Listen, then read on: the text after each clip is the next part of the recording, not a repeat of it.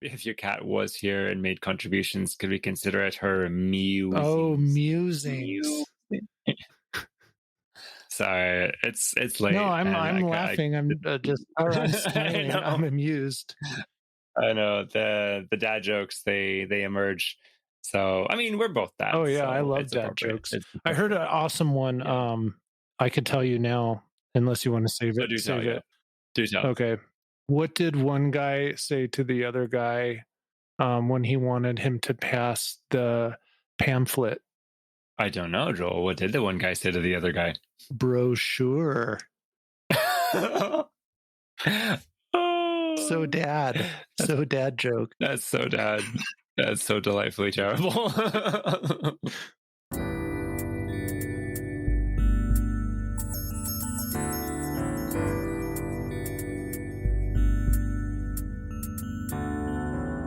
Welcome to the Word and Journey podcast. Conversations with friends about stories that shape us and make us think. And some stories that are just for fun. We're busy people reading books in realistic increments. Follow along in the book and join in the conversation. Or just sit back and enjoy. Our aim is to unpack the story and offer you things to ponder. Either way, thanks for being here.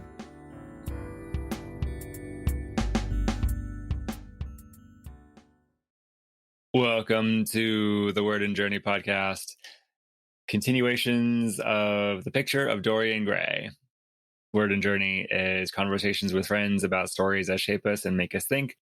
I'm Moses, and here with my co-host for this book, Joel. How you doing? I'm doing fantastic. It's a nice evening. We were just chatting. I don't remember before we started recording that the weather has definitely taken an uptick in temperature, which I am both enjoying and not enjoying. Yeah, things are good. Life is good. Glad to be here. Things are good. It's a fun and horrific book. It is. I'm really glad to be reading it. I might have said this before, but I've wanted to read this one for a long time, and I'm really enjoying it. It's one of those things where it's not my writing style, and it's not my speaking style. It's not the writing or speaking style of anyone who I know in my real life, because it's from like the late 1800s. So that would explain that. So it feels good. I mean, it feels good to stretch my brain a little bit in a genre I wouldn't normally be reading. The way Oscar Wilde writes and thinks and talks is just very different. So it feels good to step into something different and just kind of recognize it as like the timepiece it is. And yes, there's something kind of horrifying about it. I am noticing just like the rampant like sexism, just like woven like everywhere through the book. It's a little bit in fitting with characters. I mean, Lord Henry is super misogynistic. I don't know if we could get away with writing a character like him these days. Well, I don't know. Maybe. Oh, I mean, I guess. I don't know. Maybe all's fair in writing characters. Although maybe there's like some characters that just shouldn't be written anymore. That'd be some kind of worms to explore. I don't know. What do you think? I think this one definitely gets the classic pass. I think that these are pretty deplorable people, and there's no punches on sort of the poison that they're spitting. Maybe they're not getting their justice and their just desserts right away, but it's not hard to imagine that they're not living very happy lives and, very dysfunctional. They don't seem very happy. I would concur. But it's definitely written, it's definitely a man's world book. And that doesn't, I guess there doesn't make any real attempt to show things from a female point of view or perspective.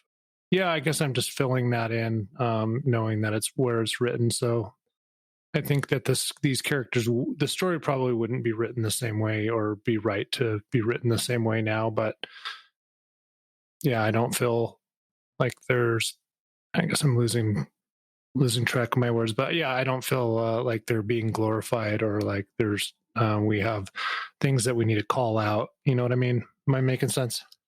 I think so. These same characters written current day, I think, would draw a different sort of attention. We can kind of like write it off. It's like, oh, it's the 1800s. Oh, it's Oscar Wilde. Oh, it's Oscar Wilde. So there's maybe an allowance there. Yeah, Not very much feminine perspective. I mean, there was the one chapter I think from Sybil Vane's perspective, but even then, like that it didn't really represent her perspective, her inner life very well. It kind of made her into this, I don't know, simpering idiot in a sense. It is interesting, and so your word deplorable, I really like it. It's a bunch of like deplorable, really bad characters or unvirtuous people, and one could wonder, can one have a good story about bad people? Parallel to this, also coming up on the podcast, me and a friend are reading through the Passage trilogy. Very polar opposite genre than this one, but it kind of starts in the same vein. There's just like a lot of like really lousy characters, well written characters, but like non-virtuous characters, and it's but yeah, we're still drawn to the story, and it's, I don't know, we could wonder, what is it about a story about bad people that is kind of compelling? Maybe it's the relatability. I can see myself in these characters, or I can see tendencies, or it gets to be an expression of the darkness in me that I don't really have to take responsibility for. Moses, I got a question for you. Okay. I have noticed, especially in the past 3 or 4 chapters, but I'm pretty sure this word has shown up quite a bit of times in this book, and I don't know. I'm going to go ahead and say that I think this word is intentionally put in throughout, but maybe is just was more popular of a word than it is now, and that word is pallid. And I just looked it up just now. It's of a person's face pale, typically because of poor health, and I've seen it so many times, and it's not so a common word, and especially because it's of a person's face, it's like really started to stick out every time I read it, at least 1, 2, 3 times a chapter. And my question is, have you noticed that word? I don't think I've noticed it in the same way. I generally like the word when it shows up, but now I'm going to be watching for it and be tisking Mr. Wilde, be like, Mr. Wilde, you need to vary your word choice. Well, it had me guessing. It's wait, why are you using this word so much? But I'm going to go ahead and go as intentional. Yeah, maybe it's because his folks are pale and pasty, and they need to get out. They need to get out more. Well, I guess, I mean, Dorian, he gets out. He gets out a lot, but always in the nightlife. He's very ashamed of himself and very hidden in the darkness. So he's like one step away from a vampire. He likes to spend his time in weird taverns by the docks. My favorite word from this section, so here's the word of the day: inveterate impecuniosity. Let me try to say that again. Inveterate impecuniosity. Clearly not a word I use very much, but it means like a persistence, essentially a persistent state of poverty. If anyone out there is inclined to make t-shirts based on the Word and Journey podcast, you have your mission: inveterate impecuniosity. Have a beautiful portrait underneath it or something. I'm gonna quickly narrate. We read chapters 9 through 12. Did you peek at all into chapter 13 a little bit? No, but I know that you did. I did. I couldn't resist because of where the chapter 12 ended, and I didn't read all of it. But I guess we'll decide when we get there if we want to give a little bit of a spoiler. But yeah, anyway. I'll remind you and our listeners, I have read this book, but it's been probably close to 20 years at this point. So I'm remembering a lot that I'm going along. Okay, so maybe we'll do like chapter 9 through the very beginning of chapter 13 is what we covered, and go from there. Anyway, so chapter 9. Dorian was sitting at breakfast next morning. Basil Howard was shown into the room. "I am so glad I have found you, Dorian," he said gravely. I guess that was a lilting voice. This picks up after the untimely demise of Sybil Vane, and there's an investigation into her death, and Dorian is a little bit of a suspect, and he manages to escape it. His friends are encouraging him to just put it behind him and to not pay attention to it. And he takes their advice and he puts her behind him. More pertinent in this chapter, I believe, I would think, and you could venture a different opinion, but prior, Basil Howard, he paints this gorgeous painting, gives it to Dorian, entrusts the ownership to him. At that time, it seemed like it was kind of this is yours, I relinquish all claims to it. But now in this chapter, he's saying he wants to take the painting back, at least on a loan, to exhibit it.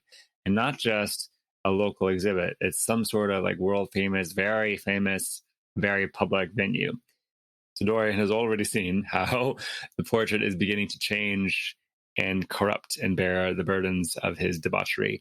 And when he hears Basil's idea, he freaks the flip out. Gets very, very, very, very defensive over it. Basil's very perplexed, but he agrees to leave it alone and not touch it anymore.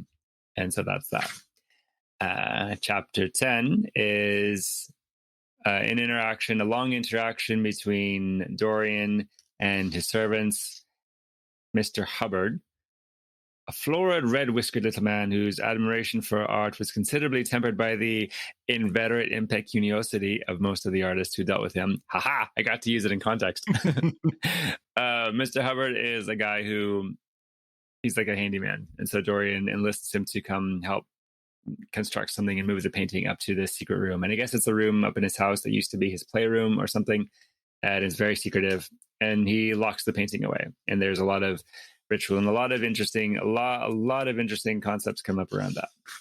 Chapter 11, the dreaded chapter 11 that we've been talking about already, is a break in genre, which it works. It feels kind of necessary for what the story is doing.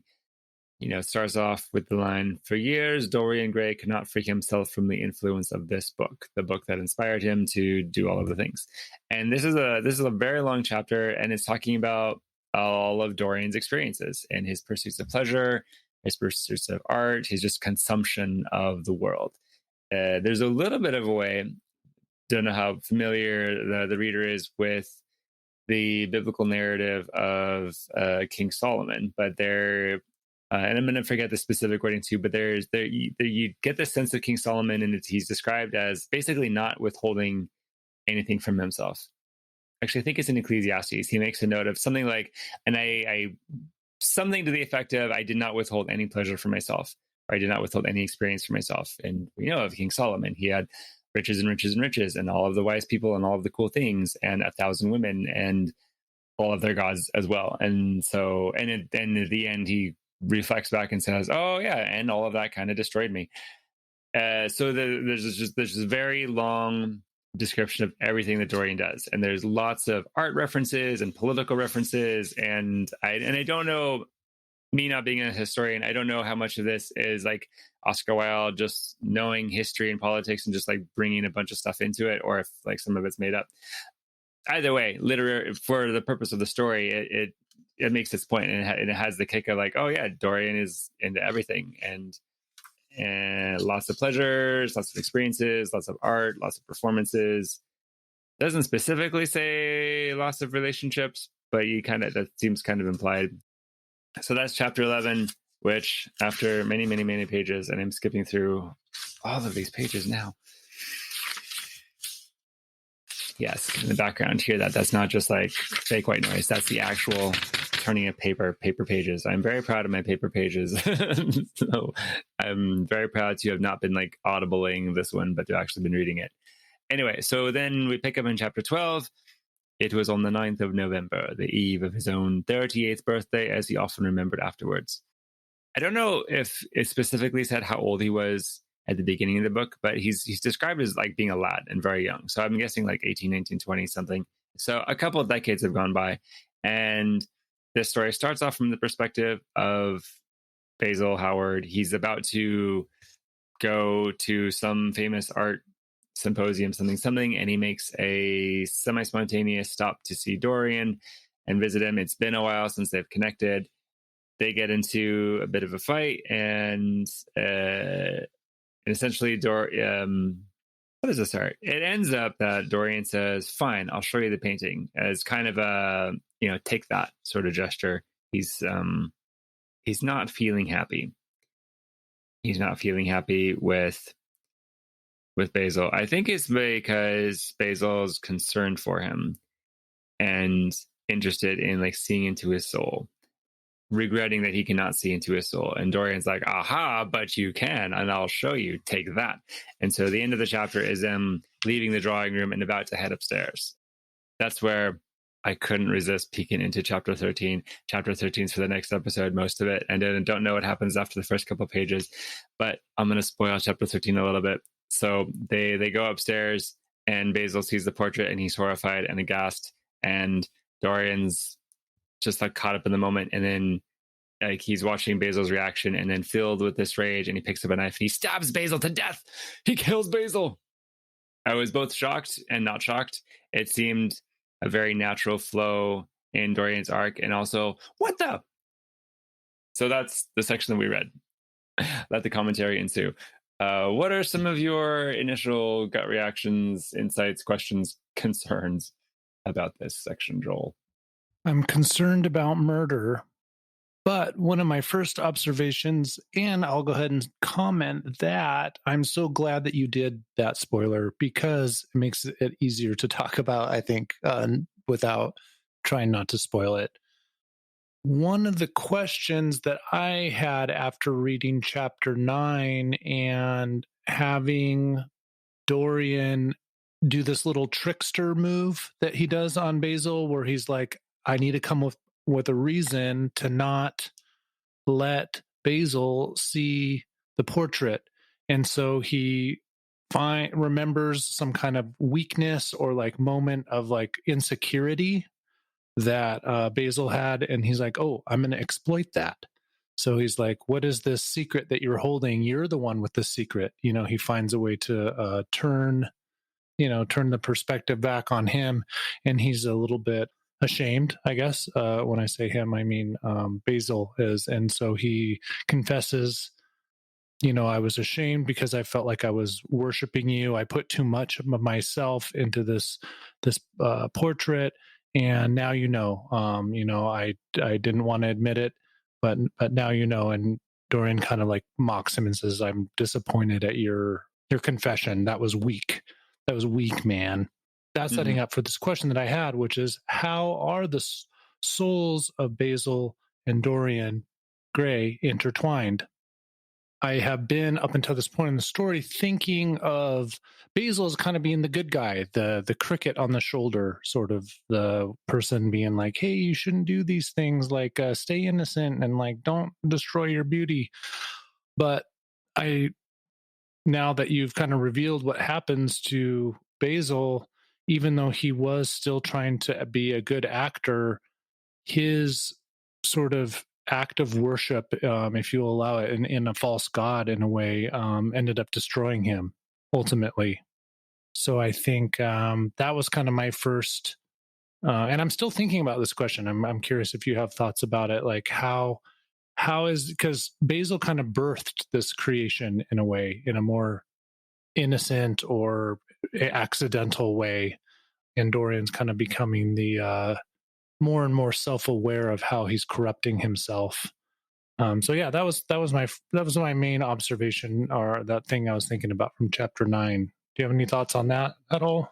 It's a great question. How do their souls intertwine? My first thought is that I appreciate that about how Oscar Wilde writes the Basil character, because he's complex. He's not strictly the good guy or strictly the conscience. He kind of has his own character arc development.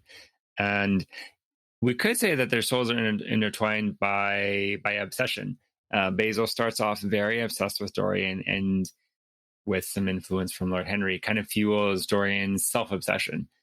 So Basil's now infatuated, obsessed with Dorian. Dorian's infatuated and obsessed with Dorian also, and they both kind of orient around like, how do I preserve and protect this thing that I'm protecting? And so, it's differently destructive for both of them. Basil's dominated by this thing outside of himself, and ultimately this very fleeting thing, Dorian's beauty. He tries to capture it in the painting, and that ends up dramatically not working. Dorian likewise is very infatuated with himself, trying to preserve and prolong young hedonist experiences, and we'll see how that ends for him. But it's turning him into a really dark person. And one of the things that comes out, particularly in chapter 11, is like he has a reputation in town as someone to not associate with. I love how you highlighted this thing that happens in chapter 9, where Basil wants to know something about Dorian, and Dorian finds a way to not reveal himself, but also like drag a confession out of Basil and then really shame him for it, which is really classic manipulation. Very, very gaslighty, very emotionally manipulative, very narcissistic. So it's a subnote. So if you find yourself in a relationship with someone who treats you like Dorian treats Basil, get out now, because unless your manipulator gets a sudden burst of learning, empathy, and attunement, and then it begins to actually value your inner life and your experience, you might be in danger, at least of emotional scarring. So please leave now. Only slightly kidding. Anyway, but it's, yeah, Dorian is coming into a sense of his own power, and he's using it for domination. There's a line, and I think I have it underlined. We might come to it in a little bit, but he's talking about kind of wanting all of his feelings, but wanting to control them, which is like almost emotionally intelligent, because it is a good thing to feel your feelings. But he's wanting to specifically like bring them up and manipulate them and control them, more like a tyrant than a gentle guardian, which seems to be like how he begins to go through life. He's this very tyrannical, pleasure monger. He starts destroying people. So yeah, I agree with all that. Good thoughts on kind of this.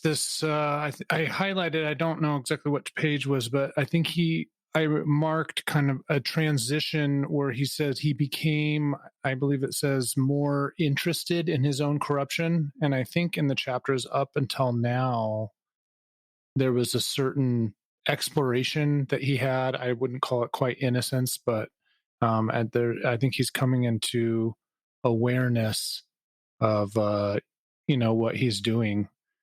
That's kind of leading up, I think, into chapter 10. I was interested in the Yellow Book, and I saw that as a pretty big symbol for his transformation. And I think you've already aptly put that that chapter is sort of this long, covers a long space of time, and it is a big transformation, and it's kind of symbolized by this knowledge in the world that he's consuming. I did not know what the Yellow Book was, so I went ahead and kind of looked it up. I have been told by Wikipedia that it is an allusion to a famous symbolist novel called Against Nature by Joris Carl Heisman. And I guess it's considered a pretty big influence on Oscar Wilde and The Picture of Dorian Gray, about this character that Dorian Gray falls in love with. That's this Parisian going, kind of just living this imaginary life of his own fancy, just with whatever goes. So I thought that was pretty interesting, that he's kind of, and this book is considered a big movement from, I guess, naturalism into symbolism. So Oscar Wilde's kind of saying like, hey reader, this book is not to be taken literally, but maybe is filled with metaphor. I guess we probably see it as that being pretty obvious, but may not have been to readers at that time. I could kind of see that, because there's not a lot of like nature in it, or as much as like he's a very like sensual sort of person, there's not actually a lot of like sensory detail in the text. It's just not written that way. It is written more emphasis on the inner life and on this symbol. I was thinking, when you're talking about Dorian's shift from like innocence and curiosity into how he then proceeds, you almost get the sense that as he's becoming aware of his darkness and burden, there is a short window in which he could change, in which he could be grieved by his sins. I'm going to use a little bit of like Christianese here. There's a short window where he's soft-hearted and curious and sad, and could begin grieving for his sins and for his darkness, and try to flee it, or try to at least repent from it. And he could be saved. He could become a very different person. And kind of get the sense he misses that window, and rather than being grieved by his darkness, he becomes infatuated with it. And since he has this kind of way to like dodge it a little bit, he just indulges it, fully relying on the portrait for everything. And so yeah, he missed his window. So now we're seeing the fallout of that. Yeah, and I think that this book also represents a little his departure from Lord Henry in taking on his own responsibility to, to corrupt himself, or I mean, as the book would kind of say, or just for him to fuel his own the machinations of his desire to in his pursuit of pleasure. I noted that I thought it was interesting that he bought, I forget, was it 9 copies of the book in different colors? And first of all, that made me laugh because I thought of these Instagram shots of people that organize their bookshelves by color. So I was like, oh, wow, this guy Yeah. knew what was up like 100 years ago. He knew how to do that. Yeah. But also I saw an interesting progression and hierarchy of chapter 11, where he starts with this, I'm going to go ahead and say sort of this novel that it's just a hedonist plot. And he's like, he saw himself in this character and he's like, I'm going to live it this way. And it's sort of like the spiritual void that he's having. And instead of pursuing, scriptures or like a certain philosophy, he's going to go ahead and just double or 9 times down on this book. And so he's creating a library for his life. And so he buys 9 of these books, and then the chapter kind of progresses, and he's interested in Christianity a little bit, and he's interested in communion, and he kind of goes on. I forget, it says, and then he's interested in mysticism, interested in Darwinism. So it's kind of like starts out with this interest in ideas. So he's kind of going through the hero's journey where he's like exploring a little bit, and it's not all bad. But he's created this foundation of like, he's already decided that hedonism is the base with the 9 books. And then he's got like a little bit of mysticism, a little bit of the Bible. And I think there's another interesting quote where I think it said he saw ideas as not as houses to live in, but as inns to visit. So he has, he's visiting these ideas. And then I feel as the chapter after Darwinism, he pretty much just goes into history and then just focuses on the beauties of like this cathedral and these jewels that this King Henry they had, and it just kind of just goes from there. So the book is, or the chapter devotes, I don't know, 10% to ideas, and then it goes to materialism for the rest of it. So I thought that was an interesting symbol within the chapter itself. That is super interesting. And like, yeah, he gets into materialism and just like items, and not even always experiences, but like his experience of like more and more items and the silks and the spices and all of that. Maybe we can come back to this at the end. So if you could have 9 copies of any book, what book would you want 9 copies of? Excluding a holy text, because that's kind of a given for some people. But okay, we'll think about that. We'll come back. I'll think about that in the back of my head too. There's an aspect of this. I love what you're thinking about, especially talking about like his departure from Lord Henry and just kind of this arc of I'm curious about ideas, trying a lot of things on. It makes me think of like development. There's some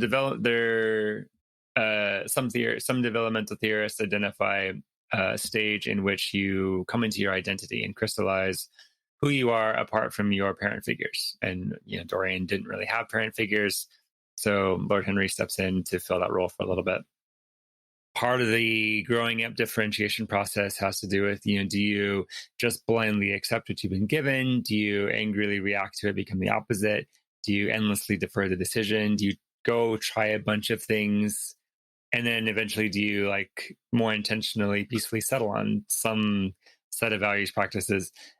And so you do kind of see in Dorian, he's out on this just like long, well, he goes through his curiosity, I'm inquiring mode, but it does shift at some point from I am inquiring because I'm curious and I'm learning and I'm just like full of wonder to now I, as a rule, must have new and exciting things, which is often the shift from. So when we think about how people have relationships with like drugs and alcohol and everything, there often is this initial experimentation phase where I'm trying some stuff. I'm trying, what is this substance like?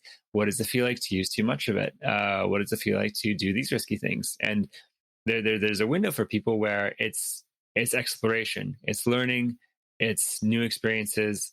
It's not pattern, it's not addiction at that point, it's not bondage. It still doesn't have a hold on you. And there is a very distinct point beyond that where the relationship with the thing changes and you bond to it in a really deleterious way. And now it's not just this thing's a fun thing, but I must have this fun thing in order to be okay.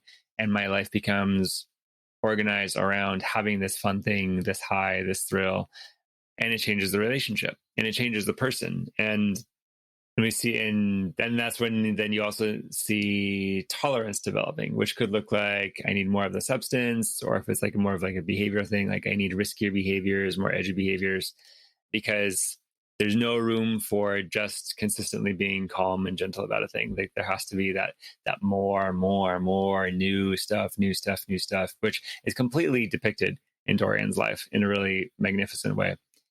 And the other thing it was making me think about it, because I think sometimes about like coming of age rituals a little bit, and Dorian doesn't. I don't see that there's a specific like coming of age moment for him or a ritual, but there is kind of this sense, like you had said, he starts off as the object of Basil's infatuation and kind of Lord Henry's protege, and eventually he kind of like matures into his own hedonist beast, which is kind of a dismal idea of like coming into manhood.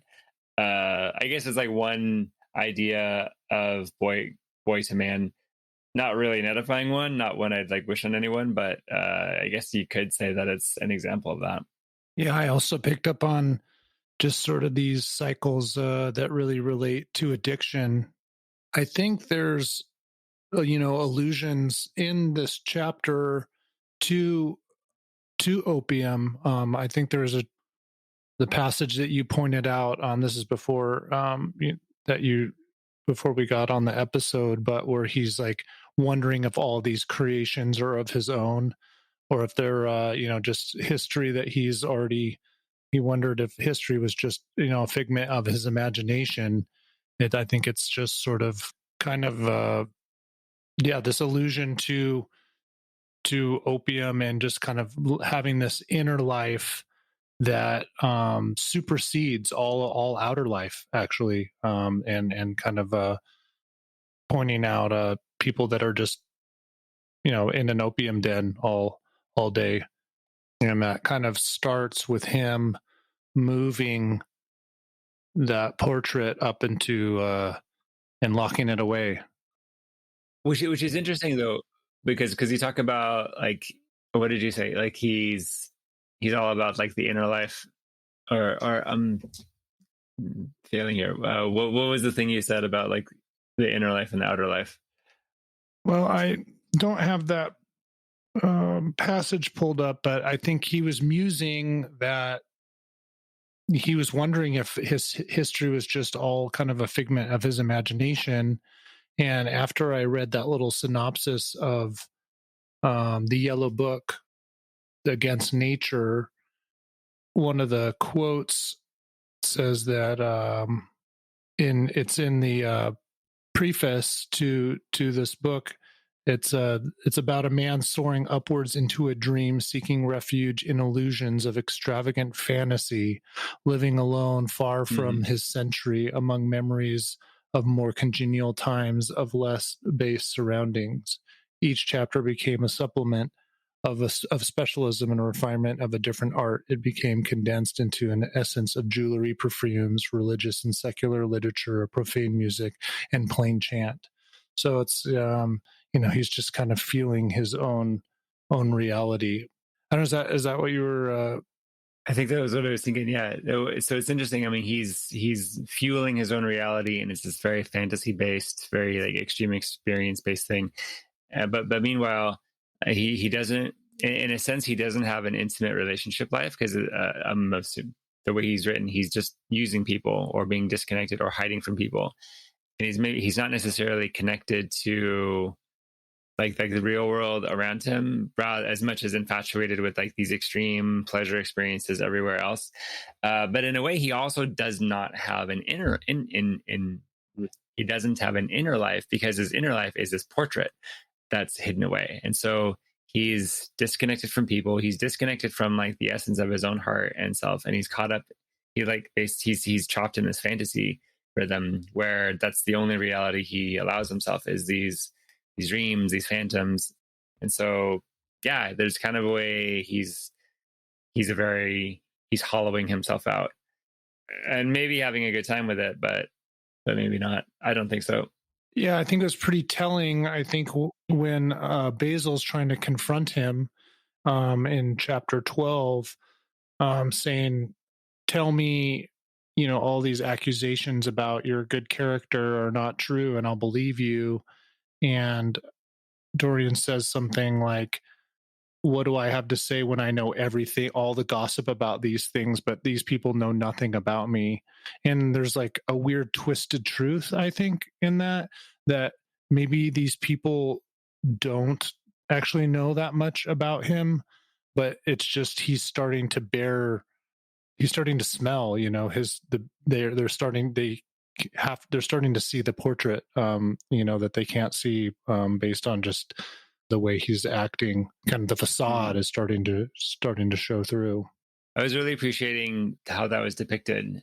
Dorian's darkness, his brokenness, his burdens are all carried by this portrait and it's hidden away. And for as much fun as he has taking in all of the experiences, he lives in fear of his portrait ever being seen. And that comes out a lot in the chapter where he's got Mr. Hubbard helping him to hide it. There's language around like, I need to hide this. I need to make sure nobody ever sees it again. There's so much fear when Basil first says, I want to exhibit it, that his secret might be discovered. And then ultimately, toward the end, when Basil asks about it again, and he does reveal it, there's a way like, and this is the thing that happens with people. Like we carry these burdens. We have these vulnerable parts of us, these burdened, raw parts of us that ultimately do need to be seen. They do need to be witnessed and to be welcomed in order to be healed. But we tend to have so many different protector parts that keep those things buried. And so just bringing out a secret without caring for the whole person and the whole system tends to leave one feeling really violated, which seems like something that happened with Dorian. Like these exiled parts of him know they need to come out, and they do for a moment, but his angry projectors are so volatile that they kill Basil. But it's watching how he lived. It makes me think of people with trauma, people caught up in addiction, people who carry a whole lot of shame, people who carry secrets, people who have been abused. A lot of us carry some sort of secret of some sort, and the secrets we carry kill us. You were joking about cliches earlier, but a more serious one that comes up in a lot of recovery culture is this idea that you're as sick as your secrets, or the secrets will kill you. Holding a secret, hiding something, it destroys any chance of intimacy, because if you have a secret, it's an aspect of yourself you can't bring to an encounter. And so you end up bringing fragments of yourself to people and never being able to fully be with a person. So you can't ever fully be known. So you can't ever fully be loved. You can't ever fully be welcomed. And you can't really fully know, love, or welcome another person either. So you end up just being alone. And that's an untenable spot. So we tend to drown that aloneness out with more pleasure and more risky, extreme experiences that just end up creating more secrets. And so the cycle goes. And the disadvantage for most of us is we actually have to keep our darkness on the inside of us. We don't get to hang it on a wall in an upper room. In that sense, Dorian has an advantage, but maybe not, though, because it seems like he uses that as a way to take a lot of liberties, and maybe, I don't know, maybe would not have gone so crazy if he had to feel his darkness and burdens more in his body, actually. Wow, that's good stuff. I'm thinking when he invites Basil up to look at the portrait, is this kind of this little last smudge of wanting to be, a vulnerability, or just wanting to have a real connection with someone, maybe the only person left in his life that has genuine care for him, Basil? but he's so caught in addiction and the need for manipulation and control that he can't bear. Once he does this reveal, he can't bear it, that he's just like has to go back to the cycle of control. And since things are just starting to escalate, there's nothing left but to take a life with that, which is a real bummer, to put it lightly. Slight bummer, yeah. In the internal family systems framework, I mean, we talk about our protector parts, and it's a couple of different types of protectors, and we talk about our exile parts, those being often younger parts of us that were more vulnerable, more tender, more beautiful, more creative, but the parts that ended up carrying the pain of distressing, overwhelming things that have happened to us over the course of our lives. And again, like what tends to happen is that there's these parts of us that carry the pain, and so all of these protectors kind of organize around that. Kind of the way, like, if you have a limp, your body recruits muscles and weird movements to like favor that limb and not experience it, which changes the shape of your body and the movements of your body, and often in not so good ways. And so what tends to be healing is to finally bring compassionate attention to that wounded part. But in order to get there, you have to go through, here's these protective mechanisms who are trying to keep it safe. Because in many cases, it is, especially early on, it's not safe to bring out a vulnerability. There are a lot of us, in a lot of cases in our lives, if we had brought out this or that wound or this or that vulnerability or something, it would not have been safe. It would not have been welcomed. It would not have been healed, and it could have caused us more damage. So we figured out a way to get through it by hiding it in some way. So I think what we're talking about here with is Dorian really just wanting connection. I think, yeah, maybe it's a good theory that deep down what he really wants is connection. Deep down what he really wants is to be seen, is to have intimacy, and in a way, I would imagine wanting redemption or wanting to be freed from the burden of his sins and everything. But that would mean being seen, and there's this other part of him, this other side of him, that's violently defensive of that ever being seen. For probably for some reasons, probably he'd be super judged and it'd be ugly, and like he couldn't bear to watch it, and it'd be uncomfortable. So when this like lonely wanting to connect part like bursts out in this like kind of rageful way of like, yes, Basil, come look at my portrait and be miserable with me or something, that kicks into motion like this action that this protective part is like super defensive about, and then obviously has its violent reaction. That's my rant on reading internal family systems back into classic literature, which let the literary critics complain if they wish. They might be right. Another quick thought I had about why he might want to have brought Basil up to see the portrait is a point I think you've made maybe once already, twice, is that he has to keep escalating this emotional addiction of just upping the ante. And maybe murder is the only thing that he can get for that shock value. And he has no friends left, no books left, or knowledge. I mean, it's talked about how he's so good at throwing these parties and all of his tastes are so perfect. But yet you can see with all these accusations that Basil has brought forth that, he people leave the room. He walks into the room and people leave. I guess we'll find out. I don't remember what happens, but it looks like he really destroyed the reputation of Lord Henry's sister. So you kind of wonder if him and even Lord Henry might be friends, or maybe Henry's just the scumbag that we think is, doesn't care. But yeah, probably he's the scumbag.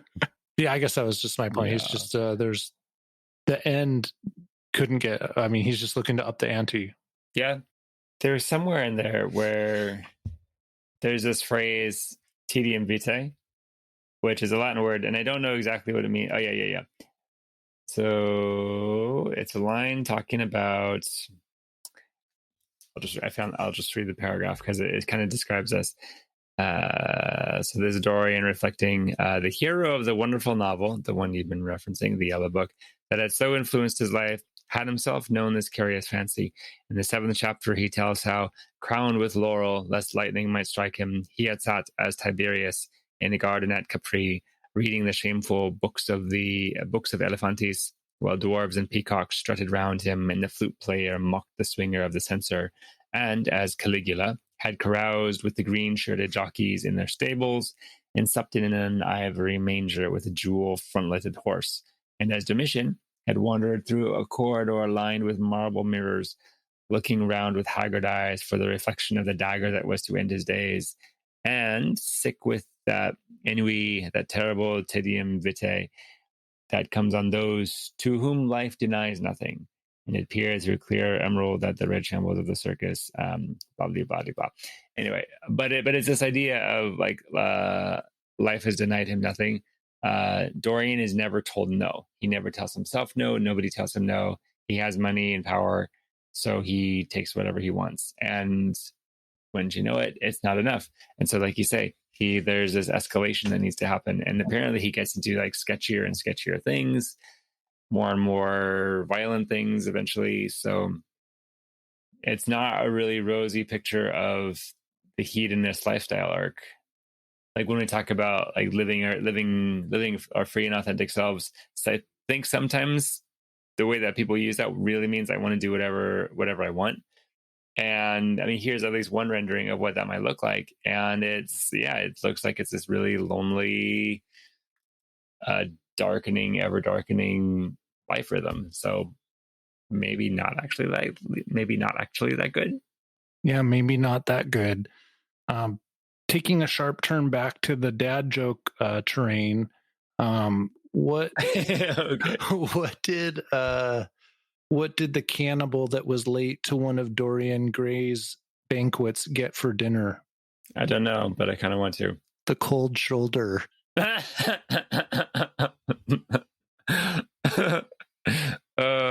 good. That's really good.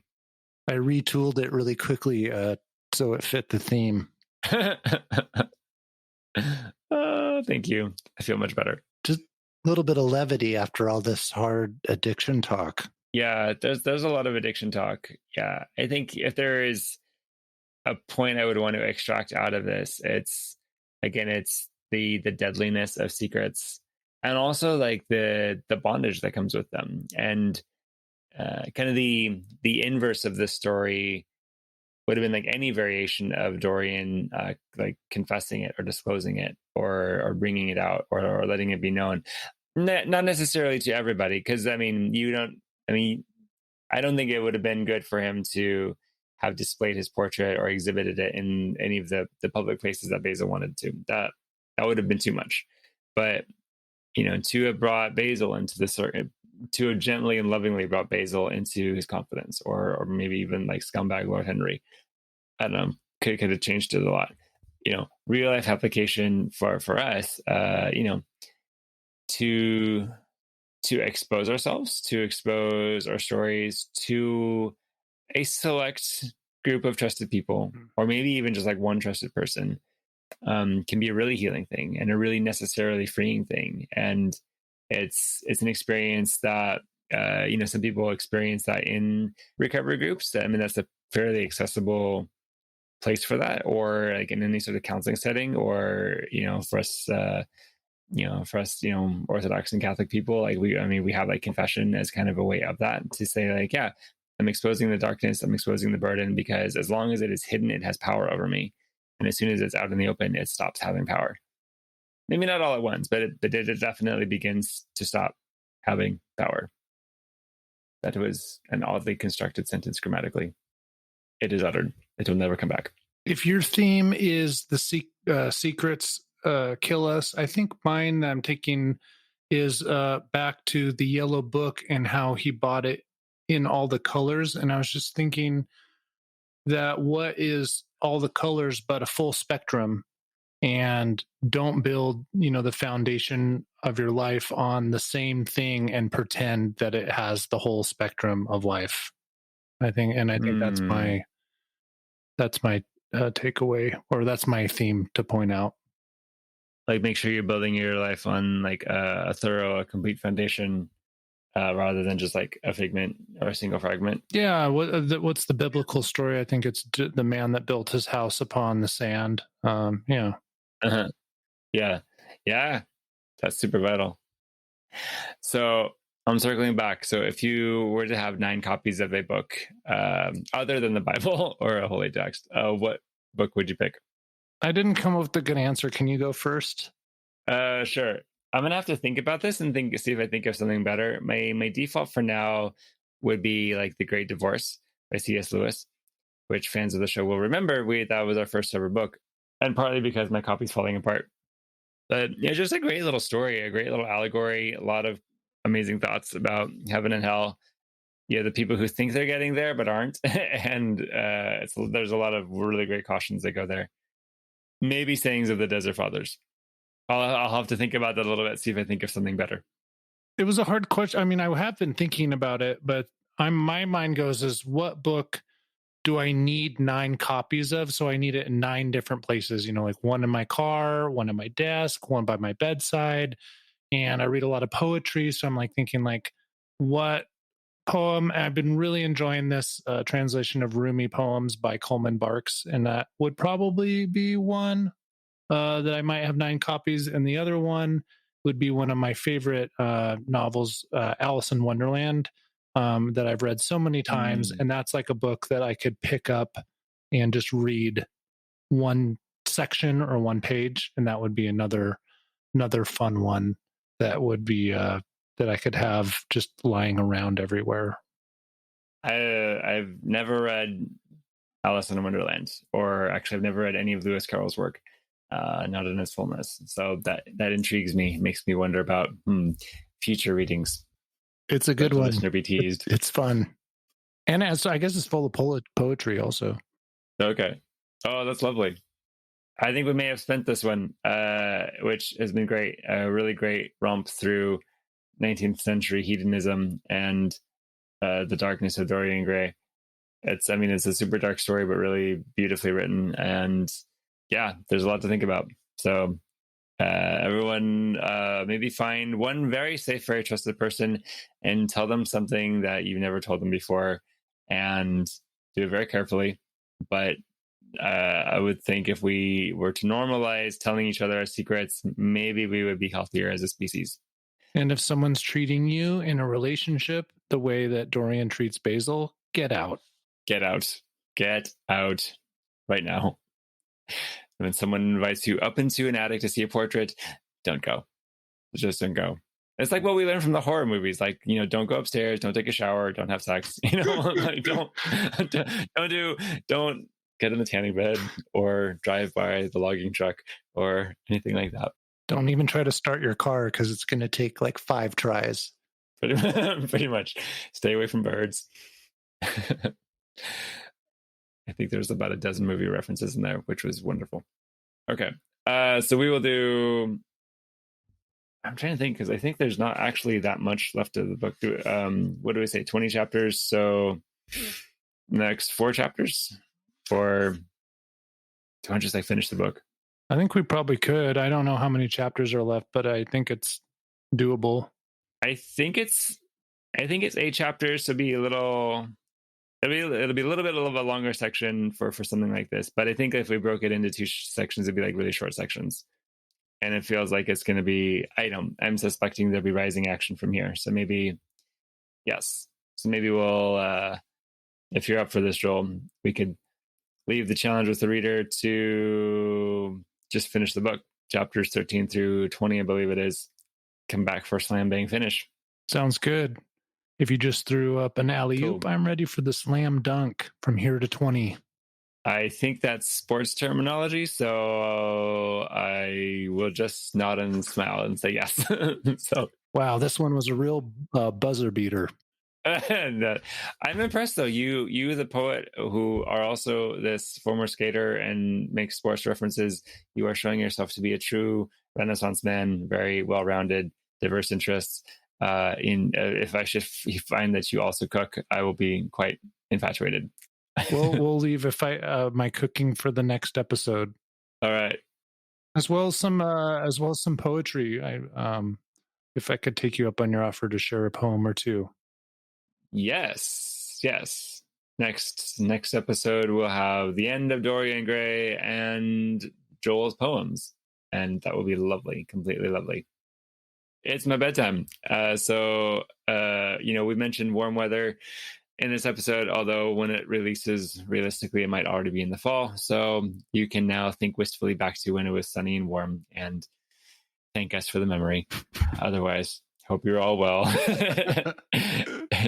And we'll talk to you again soon. Enjoy your sweaters.